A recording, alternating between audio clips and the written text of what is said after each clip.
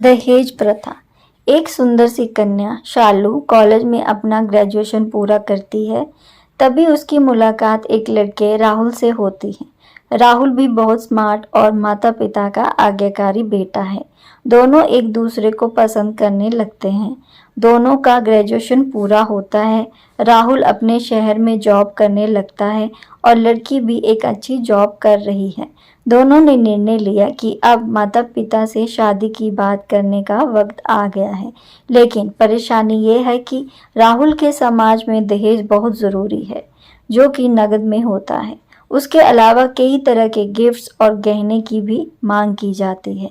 राहुल ने शालू को ये स्थिति स्पष्ट की और कहा, घर वालों को मनाओ, अगर तुम सभी मांगे पूरी करवाती हो तो मेरे माता पिता तुम्हें पलकों पर बिठाएंगे। शालू ने अपने माता पिता से ये बात कही।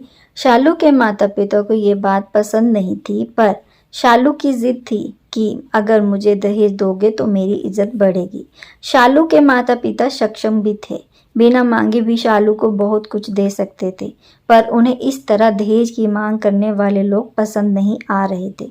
लेकिन माता पिता शालू की खुशी चाहते थे। उन्हें ये डर था कि कहीं उनकी बेटी ये ना सोचे कि अपनी बेटी को कुछ देना नहीं चाहते, इसलिए उन्होंने सभी शर्त मानी। शादी में राहुल को कार, फ्लैट, फर्नीचर के साथ 50 लाख नकद दिए गए। साथ ही शालू को गहने भी दिए गए और सभी रिश्तेदारों को गिफ्ट्स और कपड़े भी दिए गए। शादी बहुत धूमधाम से की गई, कोई कमी नहीं छोड़ी गई। शालू को मन ही मन में ये गुमान था कि कास्ट अलग होने के बावजूद माता पिता ने उसकी शादी ससुराल के हिसाब से की। शालू को विश्वास था कि उसे बेटी बनाकर रखा जाएगा, उसे वही प्यार दिया जाएगा जो उसके माता पिता ने दिया, क्योंकि उसने अपने ससुराल का मान रखा है। शालू ने अपने घर से ससुराल विदा ली और ससुराल में बहुत ज़्यादा पर्दा प्रथा थी। बहू को मनचाहा खाने तक की स्वतंत्रता नहीं थी। कितनी भी भूख क्यों ना हो, घर की बहू सबके खाने के बाद ही खाएगी। यहाँ तक कि उसे घर के पुरुषों के सामने बैठने तक की इजाज़त नहीं थी। शालू ने इस बात पर ऐतराज़ दिखाया, पर उसकी किसी ने ना सुनी।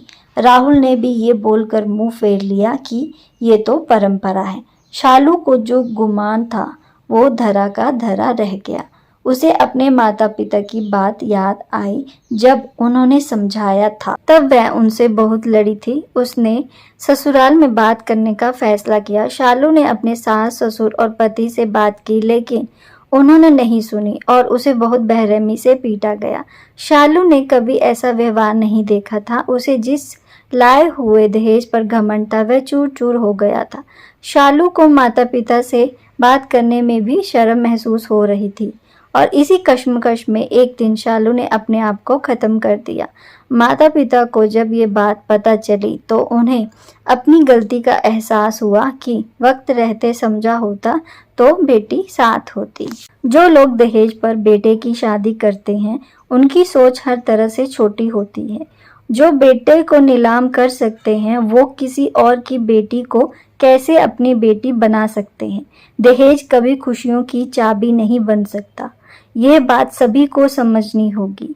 इस दहेज प्रथा की कहानी में आपने पढ़ा होगा कि माता पिता ही नहीं, लड़की की सोच भी दहेज को सपोर्ट कर रही थी।